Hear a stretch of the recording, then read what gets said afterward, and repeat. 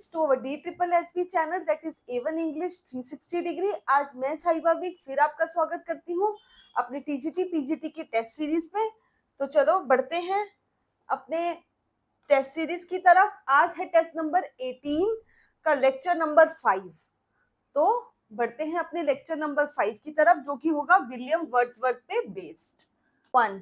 The excursion dated 1814 marks the beginning of what? Excursion एक बहुत important work है, one of the important works of William Wordsworth. इसके बारे में पढ़ते हैं, देखते हैं।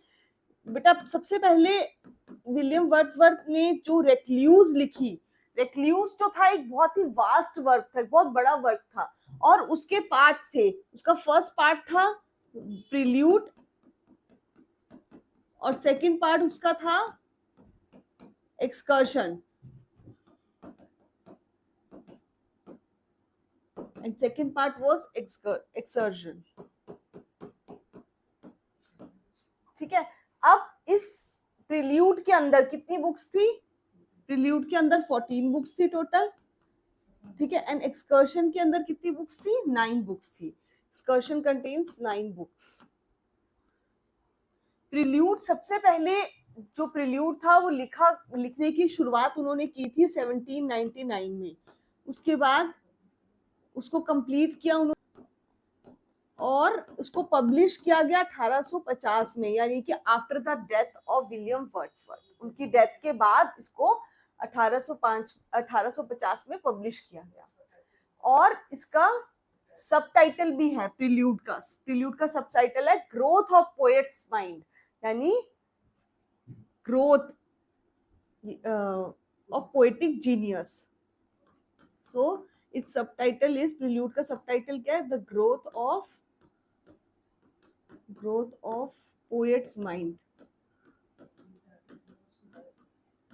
और ये टाइटल, प्रिल्यूड टाइटल जो है उनकी वाइफ ने दिया था उनकी बुक को, क्योंकि उनकी डेथ हो चुकी थी और ये उनका ऑटोबायोग्राफिकल वर्क था।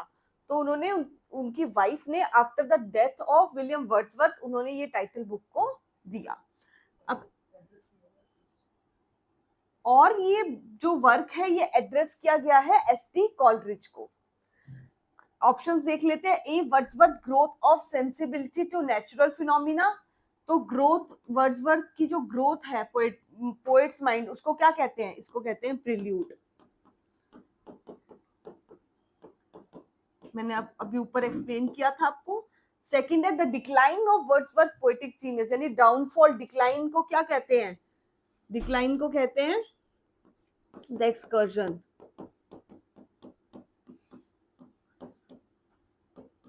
हाइट ऑफ वर्ड्सवर्थ एसेंट किसको कहते हैं? वो वर्क कौन सा है जिससे वर्ड्सवर्थ के करियर को हाइट मिली, उसको फेम मिला, उसे कहते हैं द लिरिकल बैलेड्स। और लिरिकल बैलेड्स वो वर्क है जो जिसे कहते हैं हम, बहुत ही फेमस वर्क उनका Magna carta work. Magna carta कहते हैं क्योंकि बहुत ही बड़ा वर्क है। मैग्ना कार्टा ऑफ रोमांटिसिज्म कहते हैं इसे। और इसमें टोटल कितनी पोएम्स है? इसमें टोटल लिरिकल बैलेड्स में टोटल 23 पोएम्स हैं और उसमें से 19 जो है वो वर्ड्सवर्थ की हैं और 4 जो हैं पोएम वो है राइम एस.टी. कॉलरिज की। 4 poems of ST. Coleridge. Lyrical ballads की पहली पोएम कौन सी है? द लिरिकल बैलेड्स की first poem of lyrical ballads. Lyrical ballads की फर्स्ट पोएम का नाम है the rhyme of ancient mariner. The rhyme of ancient mariner. And the second poem of, last poem of lyrical ballads क्या है? Last poem is Tintern एबे। Last poem of lyrical ballads is Tinton Abbey by Wordsworth। ये सबसे पहले published हुआ था lyrical ballads first time got published in 1798। 1788 में सबसे पहले पब्लिश्ड हुआ था, 98 में। और उसके बाद इसमें प्रीफेस ऐड हुआ, प्रीफेस ऐड होने के बाद ये पब्लिश हुआ 1800 में with the edition of preface. उसके बाद अमेरिका में 1802 में पब्लिश हुआ और फाइनली 1805 में ये लास्ट टाइम पब्लिश हुआ। सो इट इज इन अमेरिका 1802 में। लास्ट है D Wordsworth friendship with Coleridge. Wordsworth की जो फ्रेंडशिप थी कॉलरिज के साथ, क्या वो थी, मार्क करती थी बिगनिंग? नहीं। तो वर्ड्सवर्थ की फ्रेंडशिप कब हुई थी उनके साथ? 1795 में। 17 वर्ड्सवर्थ फ्रेंडशिप विद कॉलरिज कब हुई थी? 1795 में। 1795। So answer will be option B. William Wordsworth was in 1791 in France, where he was witnessing to the Middle Ages of what? तो बेटा 1789 में से लेके 1799 तक फ्रांस के अंदर फ्रेंच रेवोल्यूशन की क्रांति चली। ठीक है, तो फ्रेंच रेवोल्यूशन के दौरान जो विलियम वर्ड्सवर्थ थे वो कहाँ पाए गए, वो कहाँ थे उस समय? वो थे फ्रांस के अंदर, क्योंकि 1791 में ही वॉज इन फ्रांस इस टाइम लाइन में। सो बेसिकली व्हाट हैपेंड, जब फ्रेंच रेवोल्यूशन हुआ तो उन्होंने तब उसके बारे में अपने वर्क्स के अंदर बहुत कुछ लिखा, यानी कि उनके पोएटिक करियर में कहें या फिर उनके पूरे टोटल करियर में बहुत झलक दिखती है किसकी? फ्रेंच रेवोल्यूशन की। सो answer will B D, French revolution. He was witnessing French revolution when he was in France. 3. The gods approve the depth and not the tumult of soul. The description by Wordsworth is about which of the following options? A. Tintern Abbey, B. Laodamia on Trojan War, C. The Lonely Cloud, and D. Daffodils. So it is Laodamia on Trojan War. So these lines, ये lines कहाँ से हैं? These lines are from Laodamia work. ये एक बहुत important work है William Wordsworth का, और ये किस कहानी पे आधारित है? ट्रोजन वॉर की कहानी पे बेस्ड वर्क है। Question number 4. Which of these travel poems belongs to William Wordsworth? तो इनमें से कौन सी ट्रेवल पोएम्स हैं जो विलियम वर्ड्सवर्थ पे बेस्ड हैं totally? A. Descriptive sketches, B. Natural, civil and political sketches of Switzerland, C. Sketches of nature, D. A vivid sketch and picture of our time. So it is A. Descriptive sketches. Descriptive sketches इसका answer है, और this is the first work, first works में से एक है। उनके सबसे शुरुआती वर्क कौन कौन से थे? 2, एक तो इवनिंग वॉक और एक था डिस्क्रिप्टिव स्केचेस। ये दोनों इनके शुरुआती वर्क्स थे, और इनमें से एक वर्क है इसका आंसर। और ये दोनों ही क्या थी? ट्रेवल पोएम्स थी, यानी यात्रा के दौरान देखे हुए नजारों पर लिखी गई poem. Question 5. Emotions recollected in tranquility. The profound philosophy of Wordsworth was rejected by whom? So ये वाली जो इनकी पॉलिसी थी, इसको किसने रिजेक्ट किया था फिलोसफी को? It is rejected by T.S. Eliot. T.S. Eliot rejected the philosophy of Wordsworth, and T.S. Eliot got Nobel Prize. इनको नोबेल प्राइज मिला था कब? T.S. Eliot got Nobel Prize in 18, and इनकी एक बहुत फेमस थ्योरी है, ठीक है, किसकी थ्योरी देते हैं? ऑब्जेक्टिव कोरिलेटिवनेस की। ऑब्जेक्टिव कोरिलेटिव ने क्या कहा है?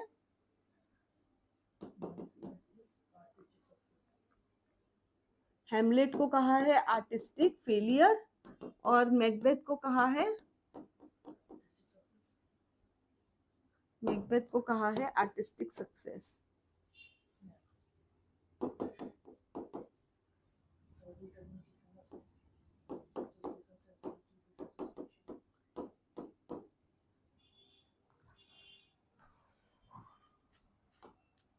Question number 6, lyrical ballads appeared with dash. Lyrical ballads appeared हुआ था, किसके साथ अपीयर्ड हुआ था? Appeared with how many poems, how many works? So he lyrical ballads appeared with 23 poems, 23 poems के साथ अपीयर्ड हुआ था, जिसमें से 19 पोएम्स थी विलियम वर्ड्सवर्थ की and 4 poems were of ST.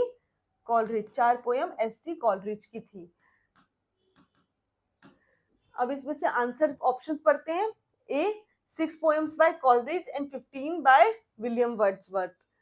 B 10 poems by Coleridge and 13 by William Wordsworth. 4 poems by Coleridge and 16 by Wordsworth.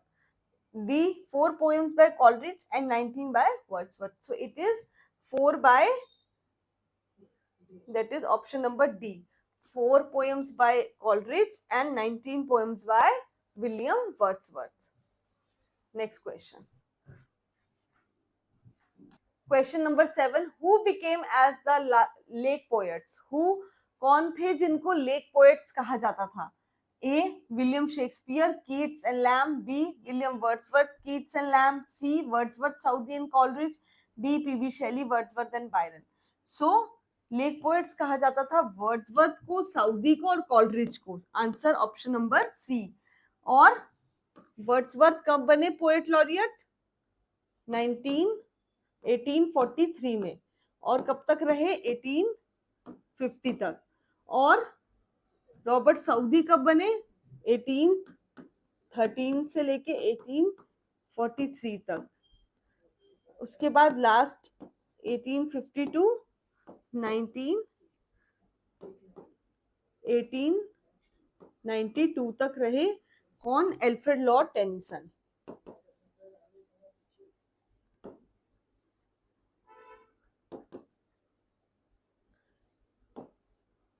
So the lake poets will be option number C, that is Wordsworth, Southey and S.T. Coleridge.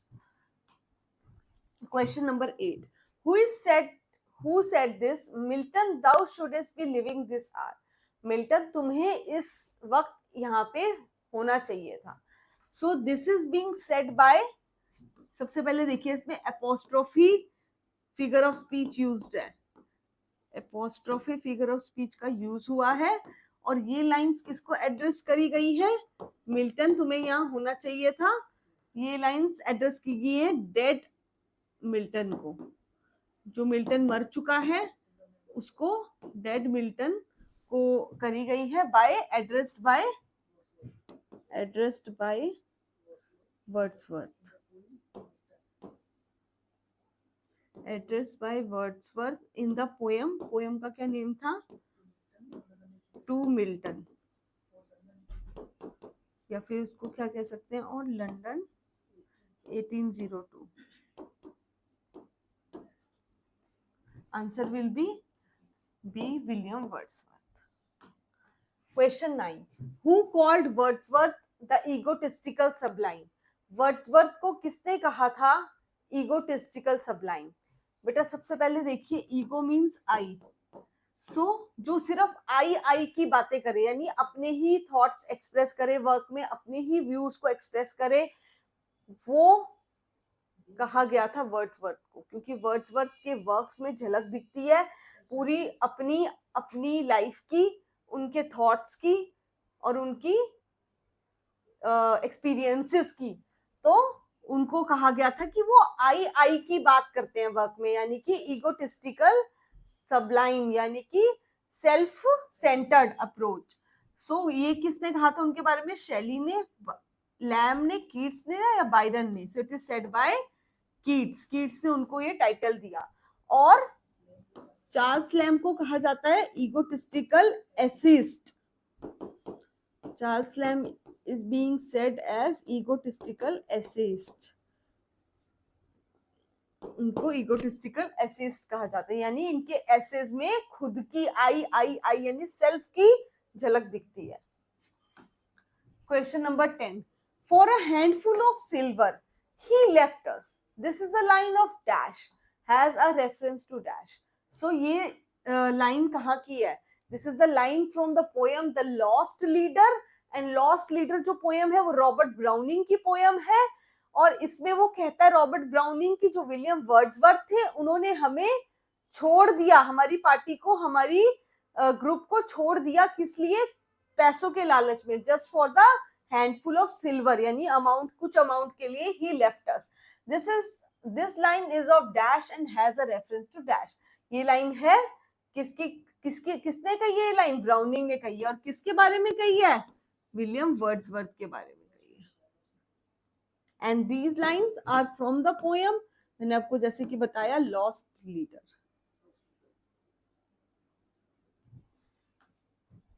Question 11.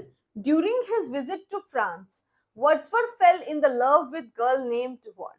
मैंने आपको बताया था कि वो France में था 1791 के दौरान, और उस समय उसे एक लड़की से प्यार हुआ, and he fail in love with her, and her name was what? उस समय जब जिस लड़की से वो फेल इन लव हुए 1971 में 1791 में, वो थी ऑप्शन एनिटी वेलन। और उसके बाद जब फ्रेंच वॉर 1792 में वो वापस आ गए इंग्लैंड, और उसी समय उन्हें ये खबर मिली, उनको पता चला कि उनकी जो वाइफ, मतलब उनकी जो लवर थी annuity Velan, she is being pregnant, वो प्रेग्नेंट थी, एंड उससे उनकी एक बेटी भी हुई, जिसका क्या नाम था?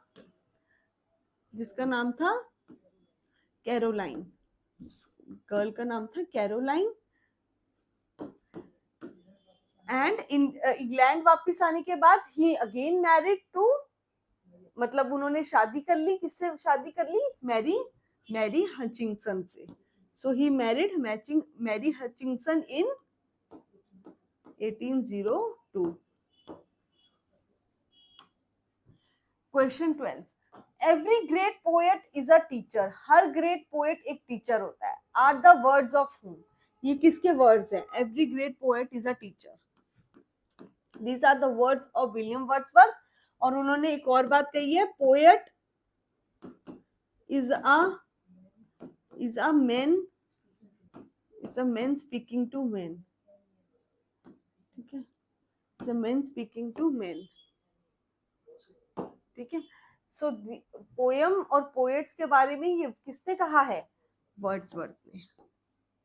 Question number 13. Which poem of William Wordsworth is considered his greatest autobiographical work? कौन सा ऐसा वर्क है जिसको सबसे बड़ा क्या कहते हैं? मैग्नम ओपस वर्क कहते हैं, और ऑटोबायोग्राफिकल भी है, उनकी लाइफ पे बेस्ड है पूरा।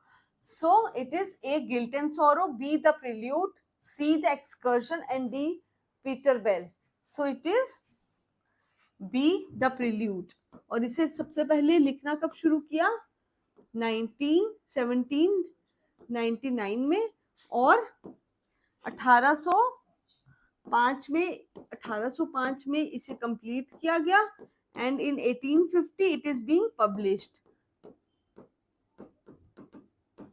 1850 में ये पब्लिश्ड हुआ after the death of William Wordsworth. William Wordsworth की डेथ हो गई थी 1850 में, और उसके बाद उनकी वाइफ ने इसको ये टाइटल दिया, द प्रिल्यूड, उनकी डेथ के बाद, और ये वर्क उनका पब्लिश्ड हुआ। Question number 14. To whom is Wordsworth autobiographical poem The Prelude is addressed? To whom यानी कि किसको वर्ड्सवर्थ का ऑटोबायोग्राफिकल वर्क प्रिल्यूड एड्रेस किया गया था? So the work is being addressed to A Jane Austen, B S T. Coleridge, C doctor Johnson, और D Robert Southey. The working is being addressed to S T. Coleridge. S T. Coleridge को ये work address किया गया, the Prelude, and S T. Coleridge was his very close friend. So Prelude, we all know that the prelude got published in 1850, and ये title दिया किसने है इनको? The prelude title is given by to the book to his wife, by his wife, that is Mary Hutchinson. Question 15. In 3 years she grew, the little girl will be sportive as। सो ये lines किसके लिए? in 3 years she grew। ये poem, ये line है Lucy की। Lucy poems की, और इसका लूसी पोयम्स में जो इसका टाइटल है वो है education of nature.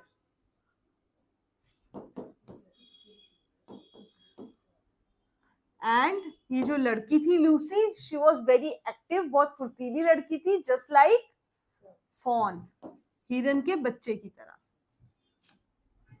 Question 16. Come forth into the light of things.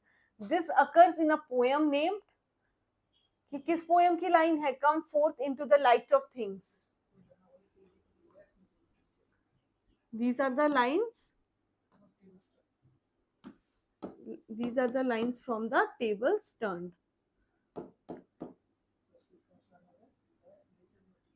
और इसमें हुई है लाइन क्या है? Let nature be your teacher.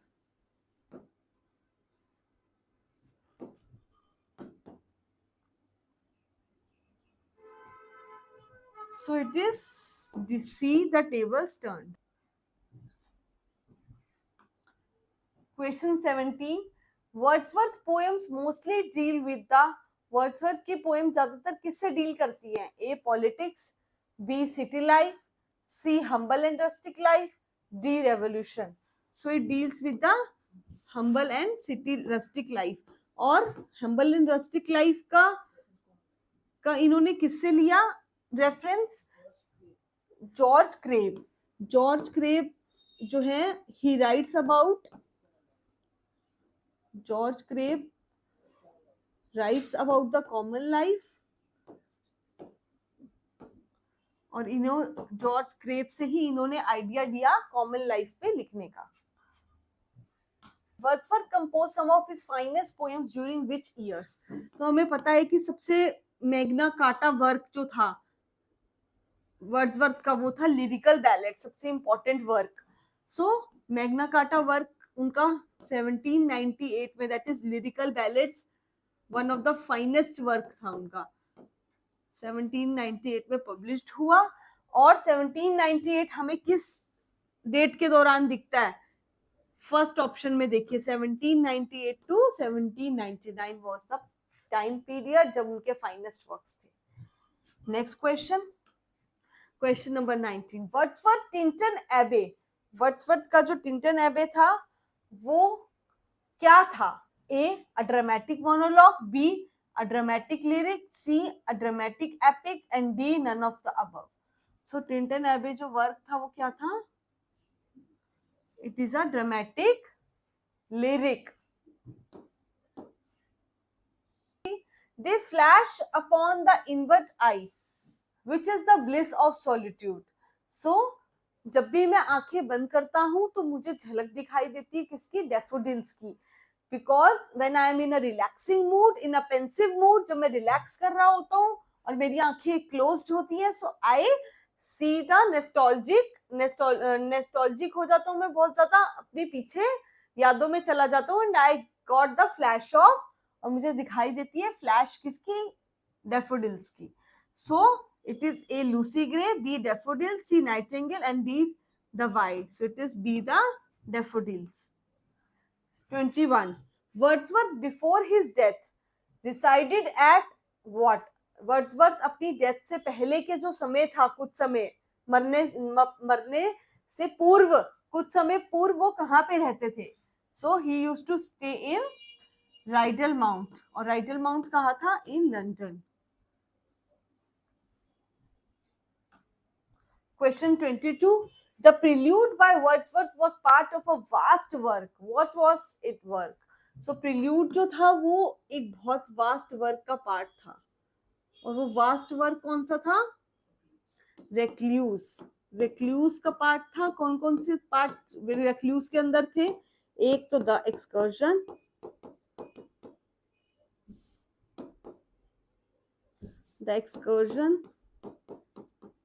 and second the prelude.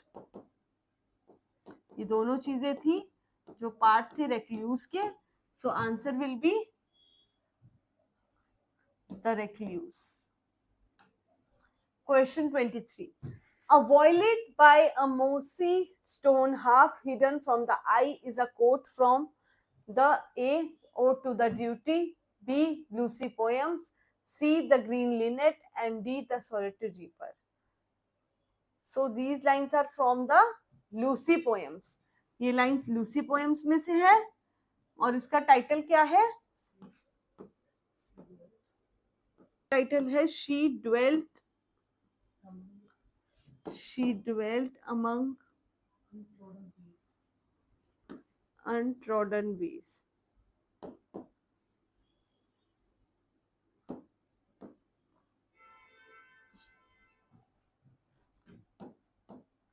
She dwelt among untrodden ways is the name of the poem and वो poems का subtitle ये है and title is Lucy poems.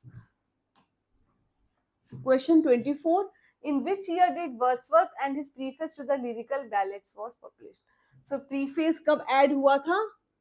1800 में. And first time it was being published in 1798 and after that addition of add preface in 1800. Question number 25. The title of Wordsworth first political volume is what? Title क्या था Wordsworth की first political volume का? It is A. Descriptive sketches, B. Lyrical ballad, C. Immortality Ode, or D. The Prelude. So the subtitle was A.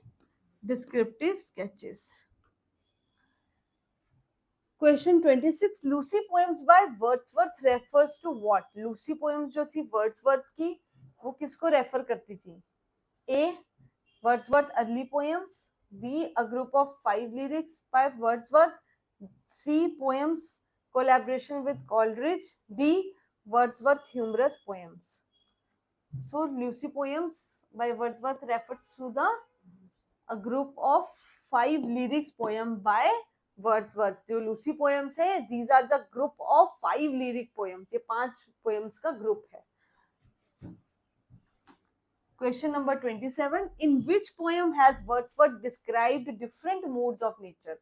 So different moods of nature Wordsworth ने किस poem में बताए हैं? A. Michael, B. Liege Gatherer, C. Tinton Abbey, and D. Lyrical Ballads. It is C. Tinton Abbey. इसमें Wordsworth ने 5 moods of nature बताए हैं. और टिंटन एबे पे कब विजिट किया था उन्होंने? First time he visited the river Wye in 1793. उसके बाद दोबारा से वो विजिट करते हैं 1798 में. Question 28. Who said it to me, the meanest flower the blows can give thoughts that do often lie too deep for tears? ये lines किसकी हैं? These lines are from Intimation of Immortality Ode. Immortality Ode. और ये odd किसकी लिखी हुई है? By Wordsworth. Question 29. Wordsworth was a dash poet. क्या poet थे वो? रोमांटिक एज के poet थे, क्लासिकल के थे, confessional poet थे या satirical poet? He was a romantic poet. Question 30. Robert Southey was succeeded by dash as the poet laureate of England. का मतलब है कि रॉबर्ट साउदी के बाद गद्दी पे कौन आया? Alfred Lord Tennyson, Matthew Arnold, C Wordsworth और D Ben Jonson. So throne पे पोएट लॉरिएट की गद्दी पे आए वर्ड्सवर्थ. और वर्ड्सवर्थ को जब ये ऑफर किया गया यानी कि 1843 में वर्ड्सवर्थ को क्या कहा गया? पोएट लॉरिएट बना दिया गया अगेंस्ट हिज विल. यानी वो नहीं चाहते थे पोएट लॉरिएट बनना वर्ड्सवर्थ और उनको उनकी विल यानी उनकी इच्छा के अगेंस्ट 1843 में पोएट लॉरिएट बना दिया गया और वो रहे 1850 तक. और 1850 में किसको बनाया गया? एल्फ्रेड लॉर्ड टेनिसन को बना दिया गया. एल्फ्रेड लॉर्ड टेनिसन को बना दिया गया पोएट लॉरिएट. और ये कब तक रहे? 1892 तक रहे Alfred Lord Tennyson. And Robert Southey, जिनकी ये बात हो रही है रॉबर्ट साउदी की, ये रहे पोएट लॉरियट 1813 से 1843 तक।